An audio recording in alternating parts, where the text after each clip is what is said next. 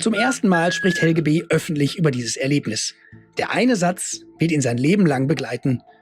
Die hat ja nicht geschrien. Helge B. behauptet, er habe daraufhin die Polizei informiert. Und das viel früher als bisher bekannt. So, ich habe 2008 Scotland Yard angerufen in England unter der Hotline McCann. Und ja, man hat meine Personalien damals aufgenommen, ja, meine Telefonnummer, und ich habe gesagt, ja, dass ich da jemanden kenne, der da wohl mit was zu tun hat, ja. Und habe dem Scotland Yard auch den Namen gegeben von diesen Herren, ja. Aber da ist halt nichts passiert. Da ist nichts passiert. Man hat mich nie wieder zurückgerufen und man hat auch nie den Herrn Brückner daraufhin festgenommen. Und ich habe dann das einfach erstmal sacken lassen, weil ich gedacht habe, naja, die werden sich schon drum kümmern, aber passiert ist am Ende da gar nichts. All right, Chase, what do you got?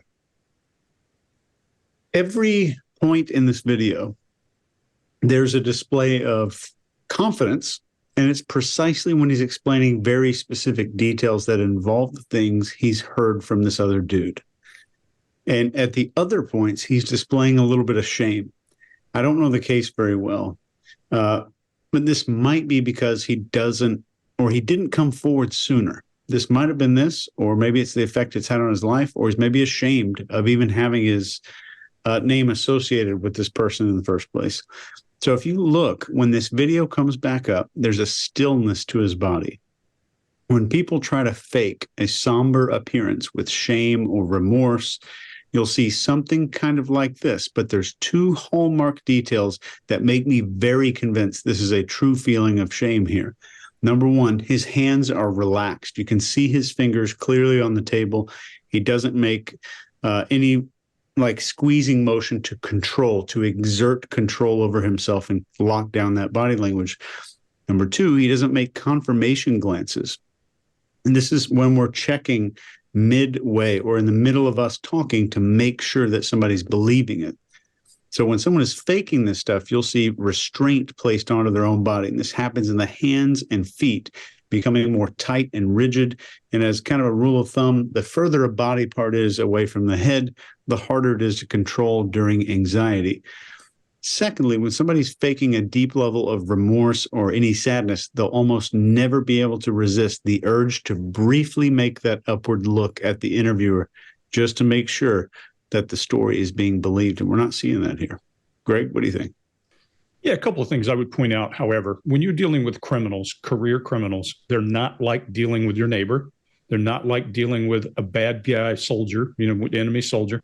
They have mastered skills that average people don't use. That's how they got themselves to where they're at in those situations. So when you're talking to informants, when you're talking to people like that, you have to be cautious that you're not being worked by those guys. So I'm going to approach this entire interview from that point of view. Did he have more knowledge beforehand than he has let out? Who knows? So let's talk through this, and I'll show you a couple of places that as we go through these videos that make me concerned about that.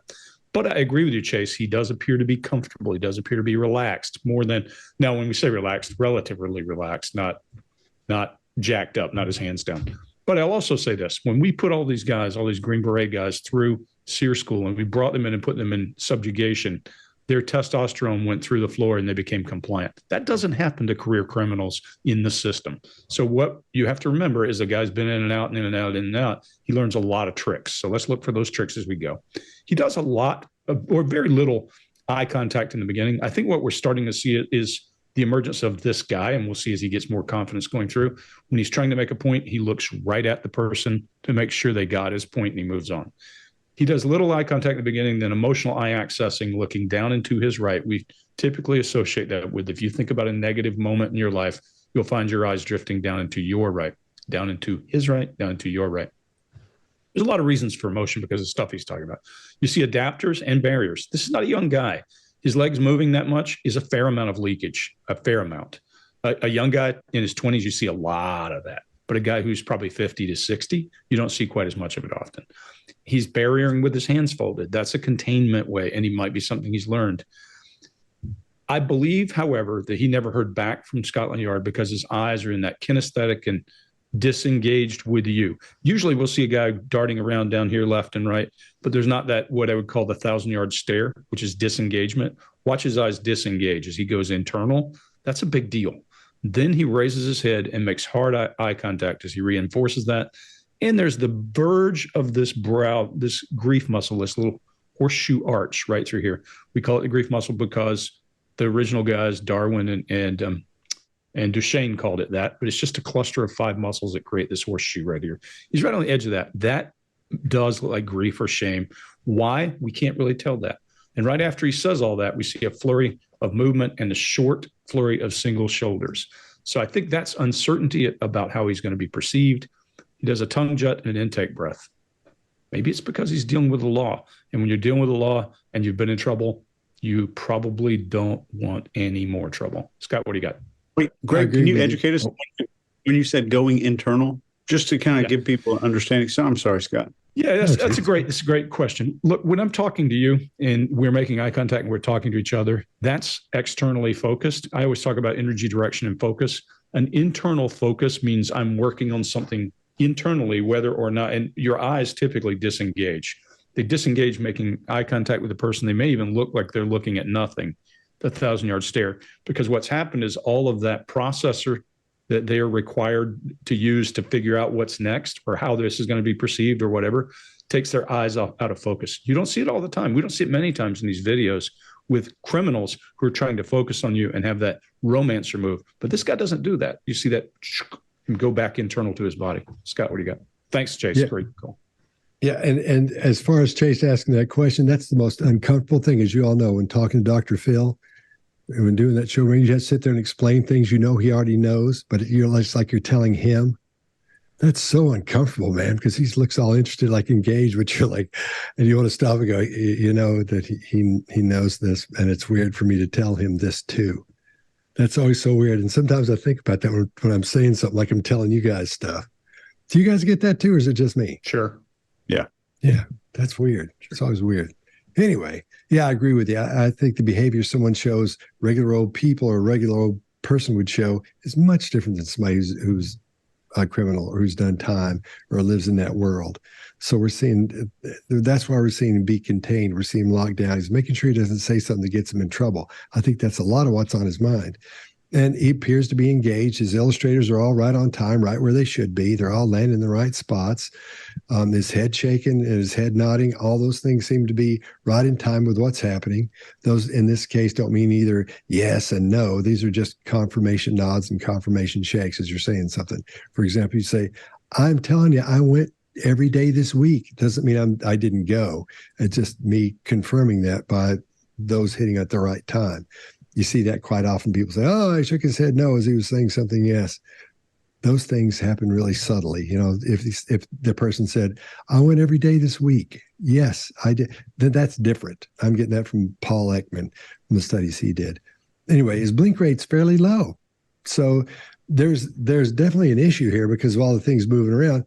But the blink rate stays so low, I don't think it's up in his head where it's stressing him. I don't think we're seeing the stress from that. We're seeing release stress with some of these adapters, his legs jiggling and moving around. And like Greg's talking about those adjustments, but I'm not seeing a lot in the blink rate. That doesn't seem to be changing much at all. And what else have I missed that you guys haven't gotten? I'll move on from there. Mark, what do you got? Yeah. Okay. So first thing I note really from the first video is he doesn't look like he has a strategy for lying. Not a grand strategy, not one that you could pick up and go, oh, I see what you're doing. I see exactly what you're doing. There's nothing big that, okay, strategy for lying. This second video here, I agree with you, Greg, on this idea of nothing happened. You know, the British police did not respond to the information that he gave. And this is an important point because in terms of his credibility, if it's not credible that he did try and help out, if that's not credible for a start, then nothing is credible going on. So it's important thing to establish. He says nothing happened, and there is what I would say, a methodical nodding of the head, which involves the whole of the body on this. So I would say when he says, look, nothing happened, that's honest, that's true, which if we work backwards, it's maybe honest and true that he did inform the police of something. Now, just as everybody's saying, is he still withholding some of that? Well, possibly, and there's all kinds of reasons that he do it. Now, also, is he just a really good liar? Well, being dishonest will have been a day-to-day thing for him. There is no honor amongst thieves. He will break into his friend's, apartment caravan and take stuff. That's and having worked with people who are career criminals, they will show petty, in some cases petty, as he's been described as petty career criminals. I wouldn't quite class him as that. Smuggling people is not in that realm, but in the realm of like entering, daily entering people's homes and walking off with goods.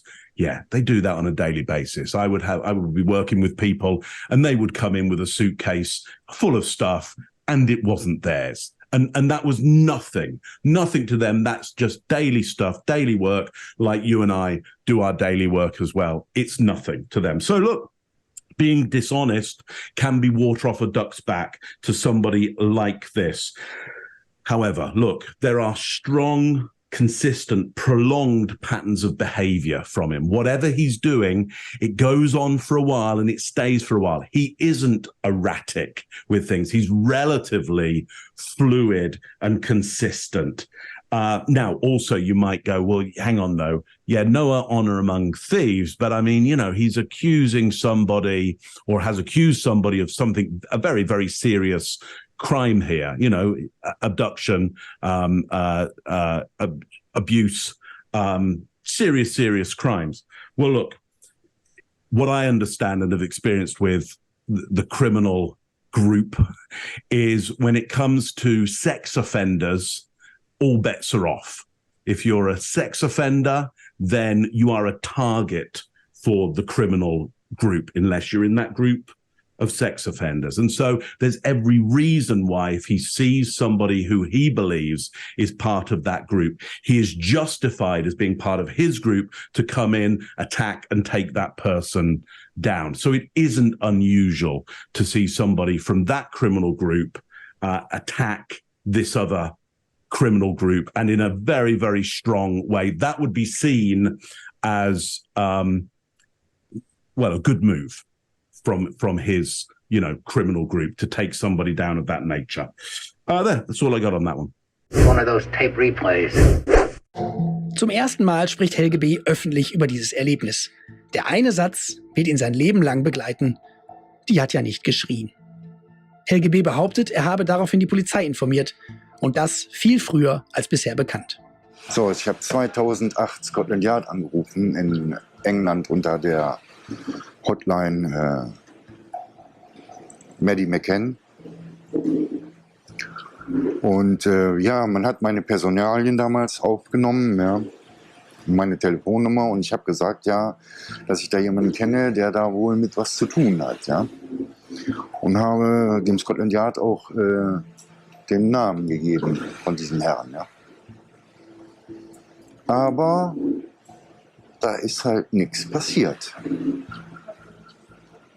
Da ist nichts passiert. Man hat mich nie wieder zurückgerufen und man hat auch nie den Herrn Brückner daraufhin festgenommen. Und ich habe dann das einfach erstmal sacken lassen, weil ich gedacht habe, die werden sich schon drum kümmern, aber passiert ist am Ende da gar nichts. If you like this video, get the full body language breakdown and analysis on our main channel by clicking this video right here.